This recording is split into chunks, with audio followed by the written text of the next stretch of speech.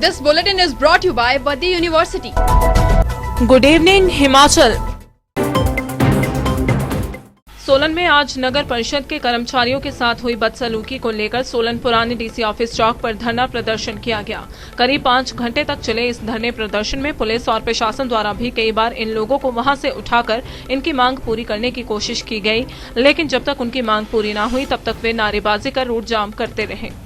बारे में आप लोगों को डीसी साहब ने बता दिया कि नगर परिषद के कुछ कर्मचारी जब अपना कार्य कर रहे थे तो किसी व्यक्ति विशेष ने उनको कार्य करने से रोका और इनका कहना है कि उनके ऊपर हमला हुआ। तो अगर ऐसी बात है तो पुलिस प्रशासन उस पर कार्रवाई करेगी। और जहाँ तक धरने की बात है, कहीं ना कहीं मुझे लगता है कम्युनिकेशन गैप था।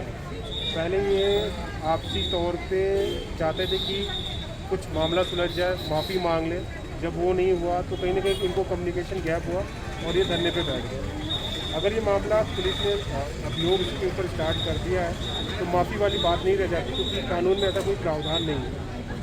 तो अगर उनको माफ़ी मंगवानी थी, जैसा कि ये नगर परिषद में सुबह कोशिश कर रहे थे, अगर वो हो जाता तो अच्छी बात थी। लेकिन अब जो है कानून के धाराओं के हिसाब से आगे की कार्रवाई की जाएगी। सर, जैसे कि लंबा जाम इसके आगे हम देख रहे हैं ये किसकी वजह से इतना बड़ा चक्का जाम लगा। अगर कोई इसमें दोषी है तो उसके खिलाफ भी कार्रवाई की जाएगी।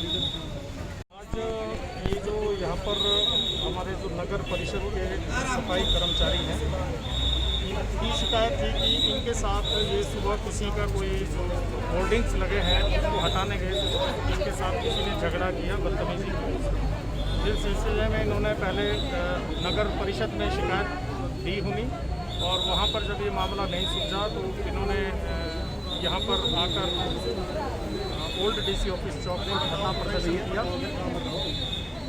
नगर परिषद की ओर से शिकायत पुलिस को प्राप्त हुई है, जिस पर मामला दर्ज करके कार्रवाई की जा रही है। साथ ही प्रशासन की तरफ से एसडीएम साहब, तहसीलदार साहब, ईओ साहब, चेयरमैन, एमसी सभी लोग मौका पे आए।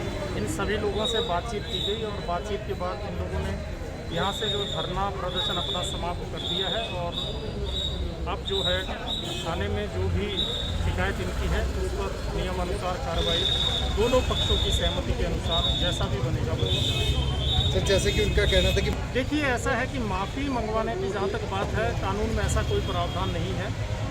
वो बात तब की थी जब ये लोग पुलिस के पास शिकायत नहीं आई कि हम तो कानून के अनुसार कार्रवाई कर सकते हैं, हम अभियोग पंजीकृत कर सकते हैं, जिसकी गलती है उसके विरुद्ध नियमानुसार कार्रवाई कर सकता है और मामले का अन्वेषण कर सकता है। माफ़ी मंगवाने वाला जो बात है वो आपसी लोगों की सहमति से होता था। अगर वो उन लोगों के कोई आपसी कोई इनकी ऐसी बात होती है तो वो कर सकते हैं, उसके लिए स्वतंत्र है।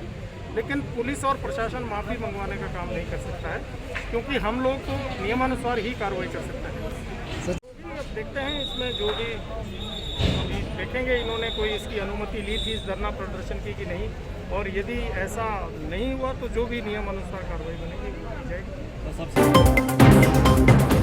छोटी काशी मंडी में पहले नवरात्र के दिन प्राचीन भीमा काली मंदिर के दरबार भक्तों के लिए खोल दिए जाएंगे। इसके लिए भीमा काली मंदिर परिसर कमेटी ने पूरे प्रबंध कर लिए हैं। कमेटी के प्रधान पुष्पराज शर्मा ने कहा कि कल से माता भीमा काली के दरबार भक्तों के लिए खोल दिए जाएंगे, जिसके लिए आज मंदिर परिसर को पूरी तरह से सैनिटाइज करवा दिया गया है। उन्होंने कहा कि भीमा काली माता अपने भक्तों की मन्नत पूरा करती है। वहीं मंदिर परिसर में गर्भवती महिलाओं, बुजुर्गों और 10 वर्ष से कम उम्र के बच्चों को मंदिर में न आने का आह्वान किया है। सरकार द्वारा जारी एसओपी के आधार पर बिलासपुर जिला प्रशासन ने विश्व विख्यात शक्तिपीठ मां नैना देवी में 17 अक्टूबर से शुरू होने वाले नवरात्र मेलों को लेकर सभी तैयारियां पूरी कर ली हैं। मां नैना देवी का मंदिर 22 घंटे खुला रहेगा। केवल रात को 12 से लेकर 2 बजे तक 2 घंटे के लिए मंदिर बंद रखा जाएगा। इस दौरान श्रद्धालुओं को मां के दर्शन नहीं हो पाएंगे। वहीं श्रद्धालुओं को मां नैना के दर्शन के लिए टोकन सिस्टम लागू होगा। मेलों के दौरान नैना देवी में भंडारे का आयोजन नहीं किया जाएगा। लंगर के साथ ही हवन, भजन, मुंडन संस्कार और शादी विवाह समारोह इत्यादि पर पूर्ण प्रतिबंध रहेगा।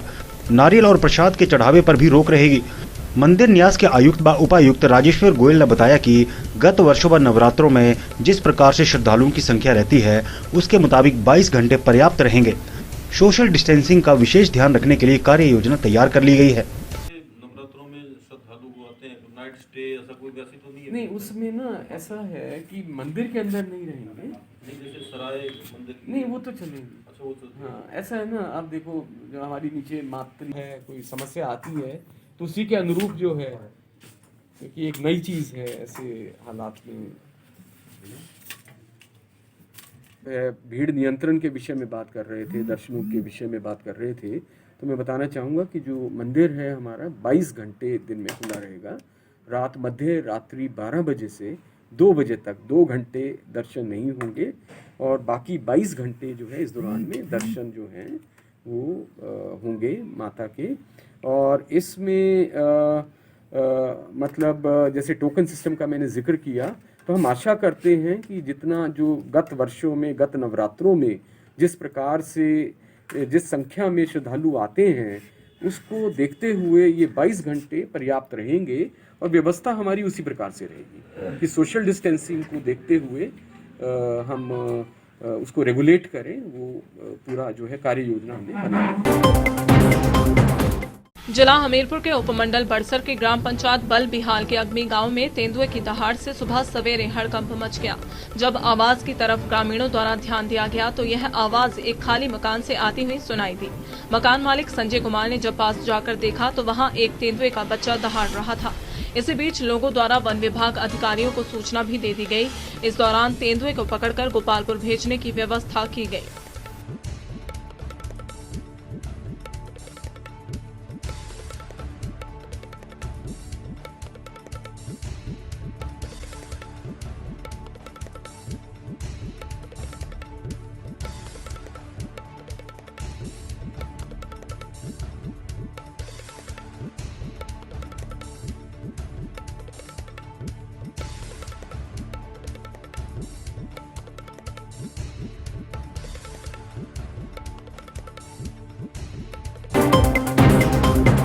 एक बड़ी पुरानी कहावत है कि हमारी आजादी वहां खत्म हो जाती है जहां से दूसरे व्यक्ति की नाक शुरू होती है। बड़े अफसोस की बात है कि आज गांव से लेकर शहरों तक लोग इस बात को नहीं समझते, नियमों को तोड़ना अपनी शान समझते हैं। इन दिनों कुछ ऐसे ही हाल है कांगड़ा जिला के तहत नगरोटा सूरिया बाजार के। नगरोटा सूरिया बाजार में सबसे अधिक अव्यवस्था स्थानीय बस स्टैंड पर है। बस स्टैंड पर लोग अपने निजी वाहनों को लगा देते हैं। ऐसे में यहाँ गाड़ियों में बस स्टैंड पर जगह ही नहीं मिलती है। इसके अलावा यहाँ सड़क पर लोगों ने ऐसे वाहन जमाए होते हैं कि स्थानीय सहकारी डिपो, नरसिंह मंदिर और उप तहसील कार्यालय तक लोगों का पहुँचना टेढ़ी खीर बन जाता है। सड़क किनारे दर्जनों बाइकें डटी रहती हैं। आलम यह है कि बस अड्डे से लेकर रेलवे स्टेशन, यूको बैंक तक जाम लगा रहता है। स्थानीय लोगों ने सरकार व प्रशासन से आग्रह किया है कि सुबह 10 बजे से लेकर 3 बजे तक वन वे ट्रैफिक किया जाए तथा बस अड्डे पर निजी गाड़ियां लगाने वालों पर सख्ती की जाए। नागरिक उपमंडल मुख्यालय शिलाई में स्थित यूको बैंक का एटीएम पिछले 1.5 साल से बंद पड़ा है। जब से एटीएम खराब हुआ है आज तक ताला नहीं खुल पाया है। यूको बैंक के उपभोक्ताओं के कई बार निवेदन करने पर भी बैंक इस पर गौर नहीं कर रहा है। बैंक में करीब 40,000 लोगों के खाते हैं जिनके पास यूको बैंक का एटीएम है, लेकिन उन्हें पैसे के लिए अन्य बैंकों के एटीएम में जाना पड़ रहा है। जहां 3 ट्रांजैक्शन के बाद उनके अकाउंट से पैसा कट रहा है। क्षेत्रवासियों ने यूको बैंक के प्रदेश महाप्रबंधक से मांग की है कि जल्द से एटीएम को चालू करवा दें। ये जो हमारा यूको बैंक का एटीएम है वो पिछले 1 साल से बंद है। शिलाई का यूको बैंक एटीएम, इस पे कोई कार्रवाई नहीं हो रही है? इस पे कोई कार्रवाई नहीं हो रही है। हमने बहुत बारी ऑफिस में जाकर बोला भी कि क्या बोलते हैं आप एटीएम को चालू करवाएं, हमारों को बड़ी दिक्कत हो रही है। एटीएम बंद है, इधर पब्लिक बहुत परेशान हो रही है। इस पब्लिक का समाधान करा कुछ।